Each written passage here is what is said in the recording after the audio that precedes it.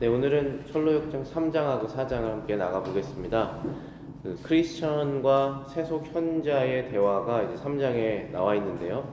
세속 현자라는 것은 세상의 진리로 자신이 지혜롭다고 생각하는 사람을 말하는 것입니다. 그래서 영어로는 worldly wise man이라고 되어 있죠. wise라고 하는 것은 지혜롭다고 하는 것은 좋은데 그 앞에 worldly라고 하는 세속적인이라는 말을 붙였기 때문에 하나님의 진리에는 상관이 없이 세상적으로 지혜 있는 사람이라고 볼 수 있습니다. 그다음 합법이라는 사람이 나오고 정중이라는 사람이 이제 그 이름이 등장하게 됩니다. 장소는 현세의 정책, 육신적 정책이라고 하는 그런 도시가 있고 또 모럴리티, 도덕이라고 하는 그런 도시가 있습니다.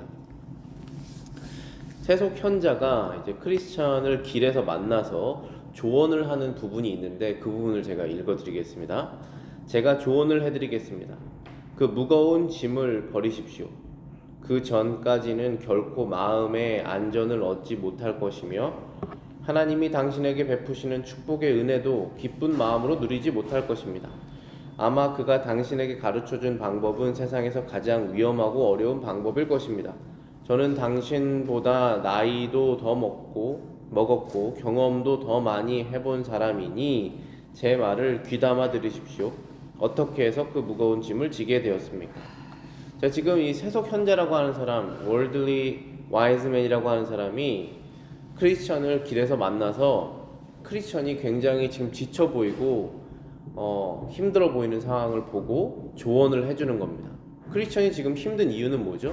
등에 짐을 지고 있어서 힘든 것입니다. 그것은 자신의 죄책감이죠. 죄에 대한 무거움입니다. 그리고 그 무거운 짐을 가지고 지금 어디로 가고 있습니까?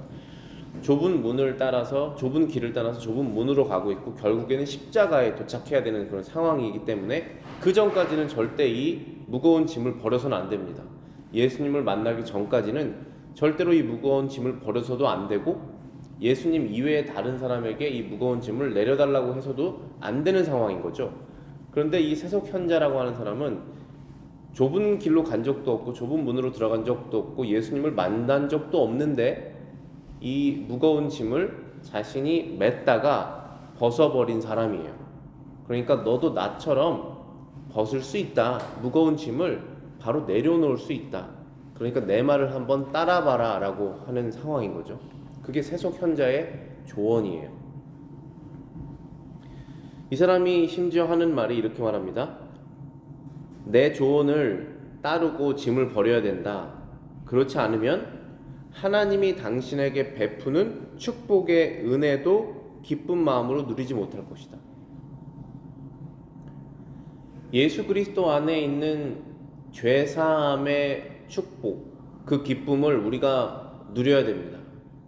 그런데 우리가 죄를 예수님께 나가서 회개하지 않고 어떠한 방법으로 이 사람이 지금 무슨 방법을 이제 제시할 건데 그 방법을 따르지 않으면 하나님께서 당신에게 베푸는 축복의 은혜를 얻지 못한다라고까지 하나님의 이름을 얘기하고 있습니다.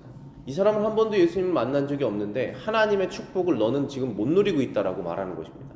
그러니까 한마디로 이거예요. 왜 이렇게 즐겁게 못 사냐? 왜 이렇게 그렇게 힘들게 사느냐? 하나님께서 사람에게 주신 축복이 이렇게 많고 즐길 것이 많은데 너는 그것을 즐기지 못하고 있다라고 말하는 것이죠. 이 사람은 지금 예수 그리스도 이외에 기쁨을 누리는 방법을 알려주고 있는 것이죠. 그래서 이 사람이 지금 물어보는 거예요. 크리스천에게 어떻게 해서 무거운 짐을 지게 되었습니까? 이렇게 물었더니 그 답이 뭐죠?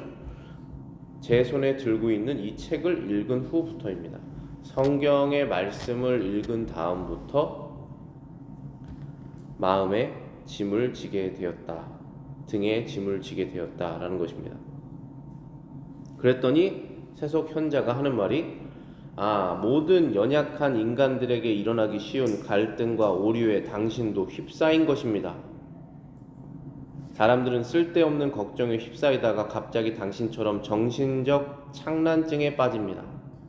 자, 이게 무슨 뜻입니까? 당신이 연약한 사람입니다.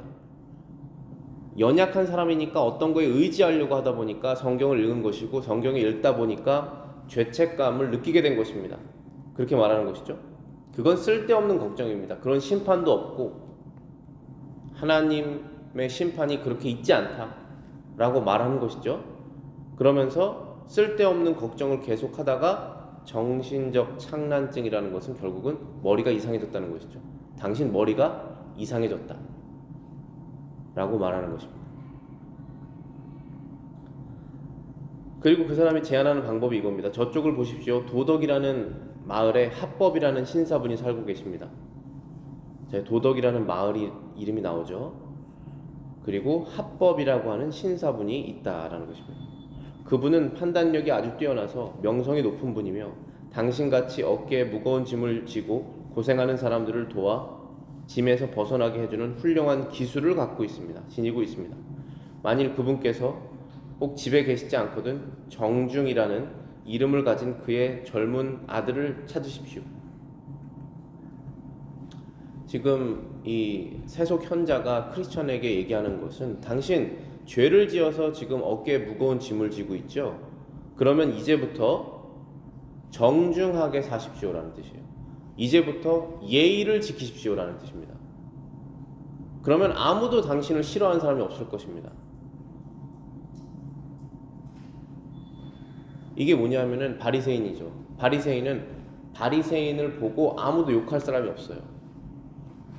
그때 당시 이스라엘의 교회에 충성한 사람이었고 도덕적으로 흠잡을 데가 없는 사람입니다. 아무도 이 사람을 바리새인을 흠잡을 사람이 없어요. 그런데 바리새인의 마음속에 아무도 나를 흠잡을 수 없으니 나는 회개할 죄가 없다라고 생각한 것이죠. 그러면 바리새인들은 예수님께 나아가지 않습니다. 예수님이 바리새인의 구원자가 아니에요. 그 방법을 제시한 것입니다.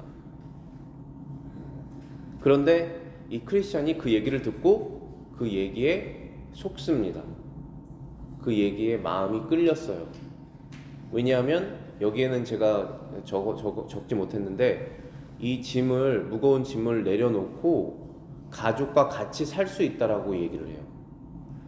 가족을 불러서 이 마을에서 같이 살 수 있다. 너의 이 어려운 과정 끝났다. 이렇게 얘기하니까 그것이 혹해서 세속 현자가 알려준 길로 가게 됩니다. 저기 도덕이라고 하는 마을로 가게 되는 것이죠. 그런데 원래 가던 길을 바꾸어 새 길로 접어들었을 때부터 등에 짊어진 짐이 훨씬 더 무겁게 느껴지기 시작했다. 더구나 갑자기 언덕 위에서 불길이 활활 타오르는 것을 본 크리스천은 그곳으로 올라가다가는 불길에 휩싸여 타 죽을지 모른다는 두려움을 느꼈다. 그는 땀을 흘리면서 무서워 떨기 시작했다. 이제 크리스천이 이 도덕이라고 하는 마을로 길을 바꿔서 떠나기 시작했어요. 그런데 그 다음부터 더 짐이 무거워지는 것을 경험하게 된 거예요. 왜 더 무겁지? 그러니까 저와 여러분들이 이 거듭난 영혼으로서 하나님 앞에 죄책을 느낀 다음부터 예수 그리스도를 통하지 않고 이 죄책감을 덜어내려고 하는 행동을 하면 할수록 그 죄책감이 더 크게 느껴집니다. 그렇게 방법이 없어요. 근데 이 크리스천은 그걸 속아서 그렇게 하면 되나 보다 해서 시도를 해본 거예요. 그랬더니 짐이 더 무거움을 발견했죠. 더구나 갑자기 언덕 위에서 불길이 활활 타오르는 것을 보는 크리스천은 그곳으로 올라가다는 불길을 휩싸여 타 죽을지 모른다는 두려움을 느꼈다. 그는 땀을 흘리면서 무서워 떨기 시작했다. 자, 저와 여러분들이 이 죄책감을 하나님께 죄를 짓는 것은 이 나쁜 것이고 죄책감이 드니까 이제부터는 난 죄를 짓지 말아봐야겠다 해서 하나님의 율법이 뭐지? 이 율법대로만 하면 죄를 짓지 않는 것이잖아 하고 해서 그 10계명을 자세히 대충 이렇게 한번 보는 것이 아니라 정말 자세히 들여다봤어요. 그런데 더 죄를 짓게 된다는 사실을 깨닫는 거예요. 이 기준에는 내가 더 못 미친다는 것을 깨달았어요. 그래서 하나님의 진노를 더 느끼게 되는 것입니다. 그래서 더 무서움을 느끼게 된다는 것이에요. 오직 진정으로 회개하지 않은 사람만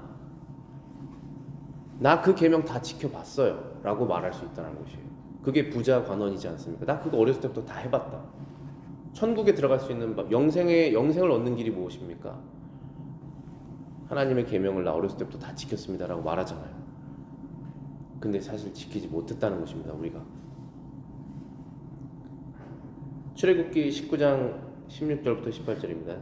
셋째 날 아침에 우레와 번개와 빽빽한 구름이 산 위에 있고 나팔 소리가 매우 크게 들리니 진중에 있는 모든 백성이 다 떨더라. 모세가 하나님을 맞으려고 백성을 거느리고 진에서 나오매 그들이 산 기슭에 서 있는데 시내산의 연기가 자욱하니 여호와께서 불 가운데서 적이 강림하심이니라. 그 연기가 옹기 가마 연기 같고 같이 떠오르고 온 산이 크게 진동하였다. 모세가 하나님의 율법 10계명을 받으러 산으로 올라갈 때 그 산은 두려운 산입니다. 그 산은 경고했어요. 사람들로부터 절대로 모세 이외에는 아무도 가지 말아라. 산의 주변에 경계를 해놓고 거기를 넘지 말아라. 그럼 죽게 될 것이다. 그렇게 무서운 곳이라는 것이에요. 이 율법이라는 것은 하나님께서는 무섭게 나타나셨습니다. 그게 바로 율법이에요. 율법으로는 하나님 안에서 평안을 누릴 자가 없는 것입니다. 그래서 우리는 구원하시는 그리스도, 율법을 다 지키시면서 사람을 위해서 죽으신 그리스도께로 나아가야 한다는 것이죠. 그런데 이 세속현자는 율법을 대충 지키면 된다라고, 그걸 못 지키면 예의 있게라도 행동하면 된다라고 알려준 것이죠. 저희가 율법을 지켜야 됩니다. 그리스도인으로서 저희가 예의를 지켜야 돼요. 저희가 마음속에 있는 더러운 것이 밖으로 나오지 않도록 우리 스스로를 절제해야 됩니다. 그것은 맞는 말이죠. 그런데 그것으로 인해서 구원받지는 못합니다. 그것을 행해서 구원받을 사람이 없다는 거예요. 행함으로 구원받을 사람은 없다는 것입니다. 근데 세속현자는 행함으로 구원받으라고 얘기를 한 것이죠. 그래서 이 벌벌 떨고 있는 크리스천을 전도자가 다시 찾아옵니다. 길에서 전도자를 다시 만났어요. 그가 크리스천을 이렇게 물어봅니다. 당신을 현혹시킨 자가 누굽니까? 그랬더니 이제 말을 하죠. 세속현자입니다. 근데 그 사람은 아주 좋은 사람처럼 보였어요 라고 얘기를 해요. 크리스천이 그러니까 따른 거죠, 그 말을. 그랬더니 이제 전도자가 그 사람의 정체가 무엇인지 너에게 밝혀주겠다 라고 얘기를 합니다. 그가 당신을 현혹시킨 자가 누구며 또한 누가 그 자를 당신께 보내드렸는지 가르쳐 드리리이다. 당신이 만났던 사람은 세속현자라는 사람인데 그는 그렇게 불리는 것이 마땅한 사람이지요. 왜냐하면 우선 그는 이 세상의 교훈이나 신조를 좋아하기 때문에 늘 도덕이란 도시의 교회에만 나가고 있습니다. 또한 그는 세속 교훈이나 신조가 십자가를 지지 않고서도 그를 어려움에서 구해줄 수 있다고 생각하기 때문에 그런 것들을 가장 신봉하며 좋아하는 것입니다. 그의 권고 중에서 전적으로 물리쳐야 할 세 가지 중요한 것들이 있습니다. 바른 길에서 벗어나게 한 점, 십자가를 꺼려하도록 유도한 점, 사망의 골짜기에 이르는 길로 가도록 유혹한 점.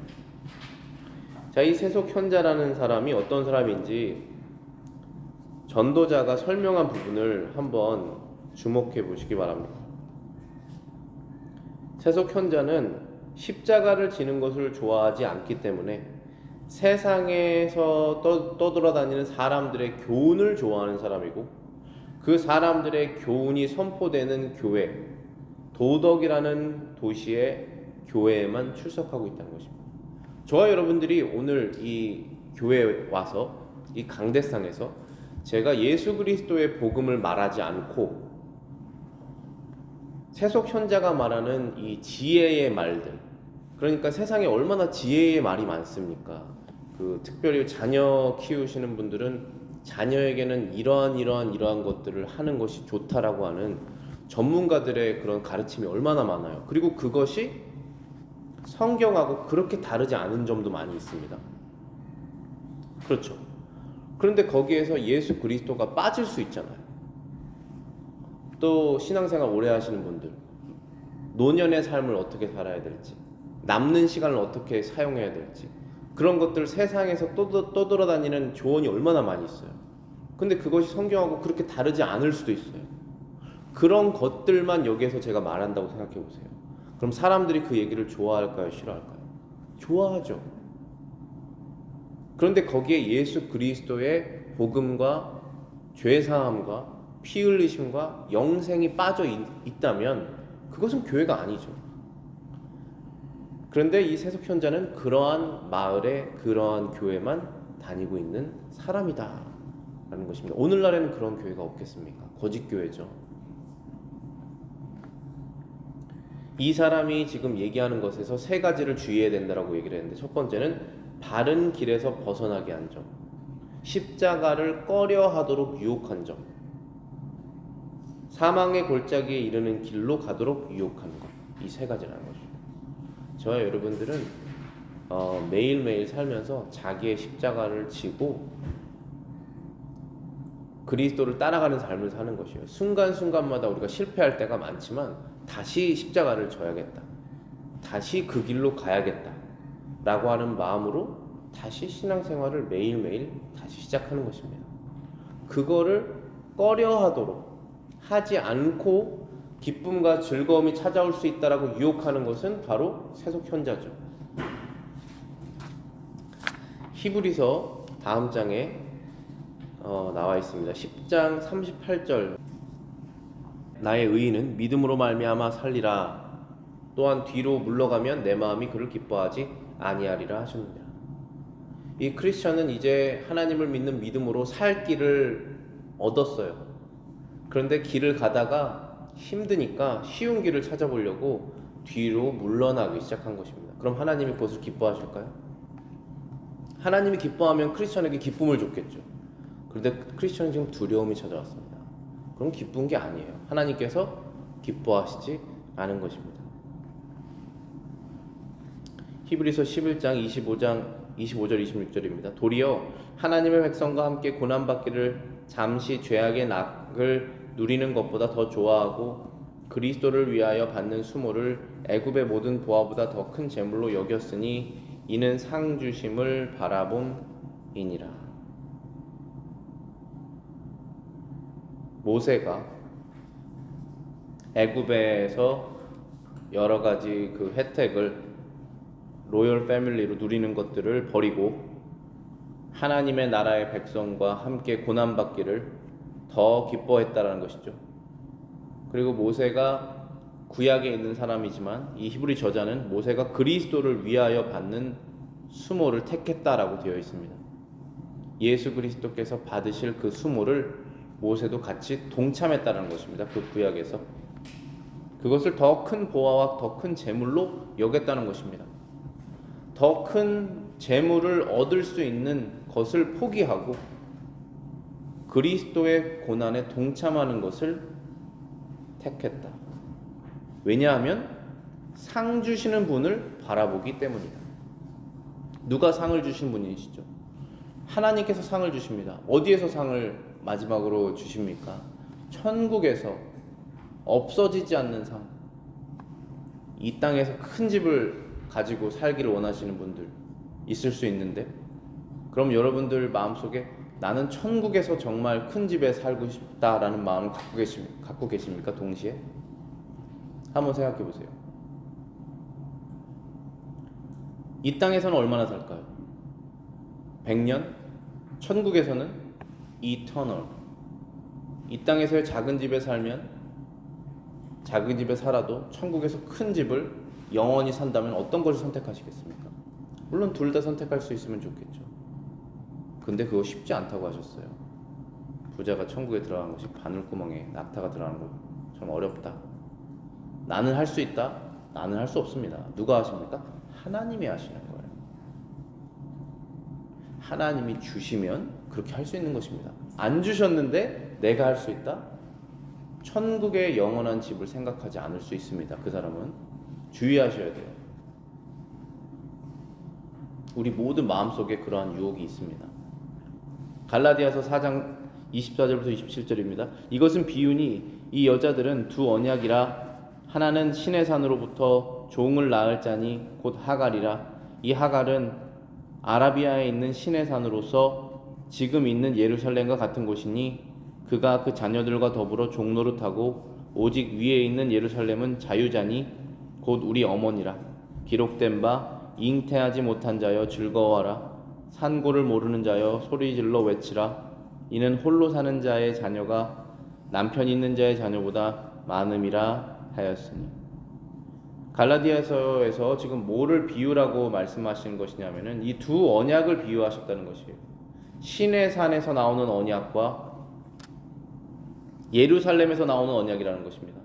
시내 산에서 나오는 언약은 율법으로 하는 것이고 예루살렘에서 나오는 언약은 은혜로 얻는다는 것이죠.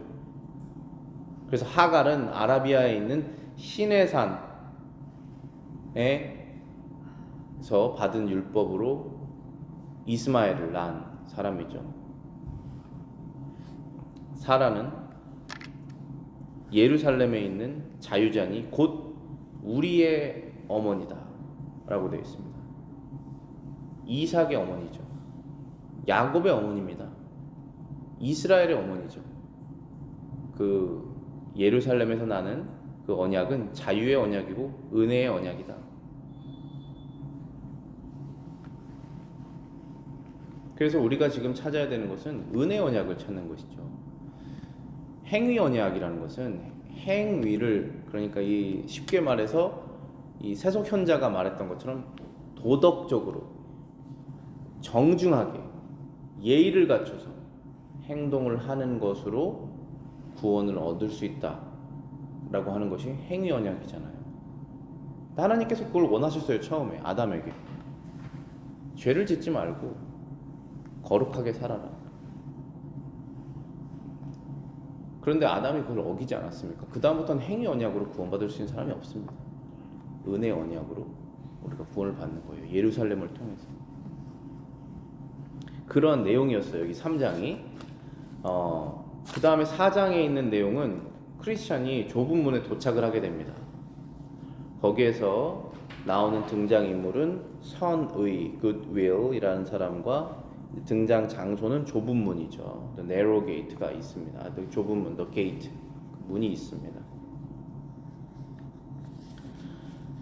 그래서 이제 전도자의 말을 듣고 이 크리스천이 방향을 다시 바꿔서 그 어려운 좁은 길로 다시 가게 됐어요.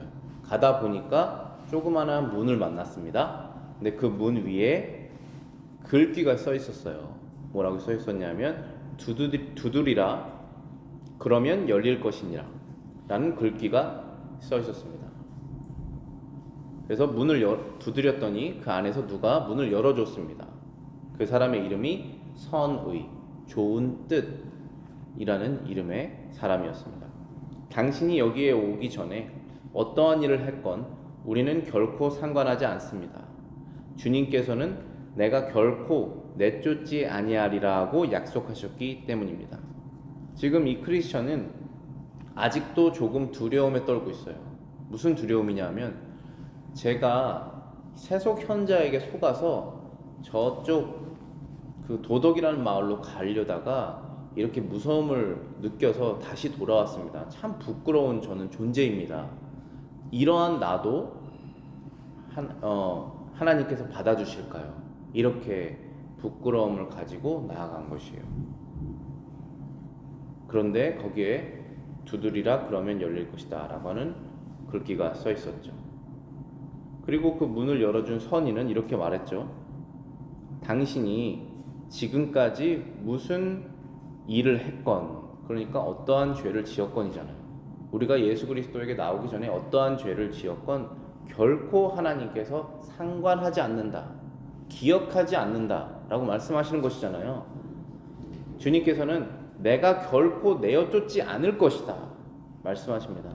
부끄러움을 가지고 나온 사람에게는, 죄의식을 가지고 나온 사람에게는 더 이상 그것을 가지고 기억하지 않고 내쫓지 않는다. 저 앞을 보십시오.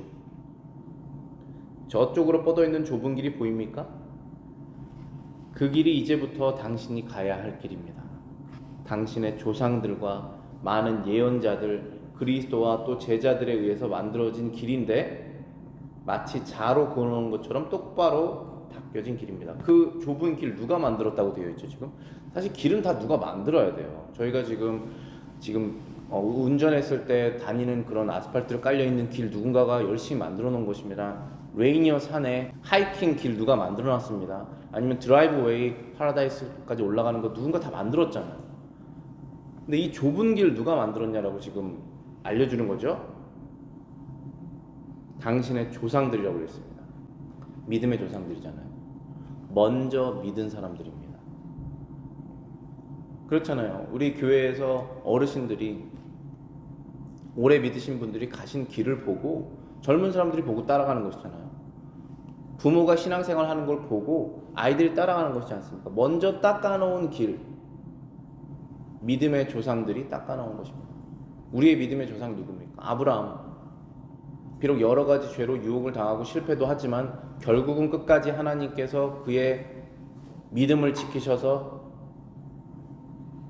아브라함이 가나안 땅까지 가게 되잖아요.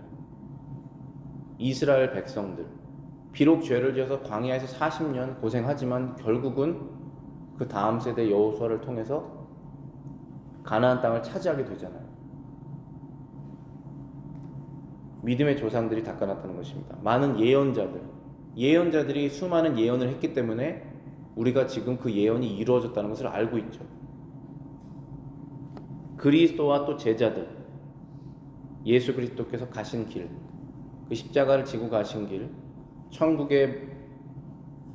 천국의 권리들을 잠시 포기하시고 이 땅에 내려오셨던 그런 모든 것들, 그리고 마지막에 다시 부활하셔서 모든 걸 다시 얻으시는 제자들, 예수님을 따라갔던 제자들. 그러니까 한마디로 구약과 신약이죠. 이 구약과 신약에 있는 모든 말씀들과 그것을 따랐던 사람들이 길을 만들어놨다는 것입니다. 우리가 새로운 길을 만들 필요가 없어요. 새로운 길을 만들 때 조심하셔야 됩니다. 다 똑같은 성령을 갖고 있어요. 새로운 걸 뭔가 시도할 때 하나님의 말씀에 합당한지를 확인해야 되는 거예요. 똑바로 닦여진 그 길로 가십시오. 그렇게 말하고 또 이렇게 이어서 말합니다. 이 길에는 길을 잃어버리게 할 만한 길들이 많이 연결되어 있습니다. 크리스천이 물어봤어요. 이 똑바른 길을 가다 보면 길 헷갈릴 일 이제 더 이상 없습니까? 지금 길 한번 헷갈려 봤잖아요. 헷갈릴 일 없습니까? 다른 샛길 없습니까? 그랬더니 그 선의가 하는 말이 많이 있다 그러는 거예요. 없다 그러지 않아요. 많이 연결되어 있습니다. 그렇지만 그런 길은 모두 구부러져 있고 폭이 넓다. 그 길은 똑바르지가 않아요. 구부러져 있어요. 뭔가 복잡해. 뭔가 하나님 앞에서, 말씀 앞에서 클리어하지가 않고 뭔가 꼬여 있습니다. 그런데 길이 넓어요. 그래서 쉬워요. 그 쉬운 길을 가면서 너 지금 이 길로 왜 가느냐? 그러면은 하나님, 저는 하나님을 섬기기 위해서 갑니다. 그렇게 클리어하게 말을 못해요. 하나님, 저는 이것 때문에 합니다. 하나님의 영광 때문에 합니다. 근데 영광도 있지만 제가 이것도 필요하고 저것도 필요하고 내 상황은 이렇고, 그게 계속 구부러진 게 따라온다는 거예요. 그 길은 우리 길이 아니에요. 그 길을 한 번, 두 번, 세 번 이렇게 가는 것이 우리의 실수인데, 그걸로 경험을 해서 다시 똑바른 길로 가는 거예요. 얼마나 많은 실수를 해야지 우리가 더 이상 속지 않을지 그것은 알 수 없습니다. 사람마다 다 다르고. 그렇지만 어쨌든 그 길은 구부러져 있고 폭이 넓다. 그러니까 바른 길은 단지 하나뿐이며 매우 좁고 곱게 뻗어 있으므로 당신은 쉽사리 옳고 그른 길을 분간할 수 있을 것입니다. 비록 당신의 짐이 무거울지라도 구원의 장소에 이를 때까지는 참고 그대로 지고 가십시오. 거기에 이르면 당신의 짐은 저절로 당신의 등에서 떨어져 나갈 것입니다. 그 무거운 짐을 끝까지 지고 가다가 그곳에서 내려지게 될 것이다. 구원의 장소에서. 요한복음 6장 37절입니다. 아버지께서 내게 주시는 자는 다 내게로 올 것이요 내게 오는 자는 내가 결코 내쫓지 아니하리라. 이 선의가 말했죠. 결코 내쫓지 아니할 것이다. 마태복음 7장 13절부터 14절입니다. 거의 이 촐로 역정의 그 주제 문구 같은 구절이죠. 좁은 문으로 들어가라.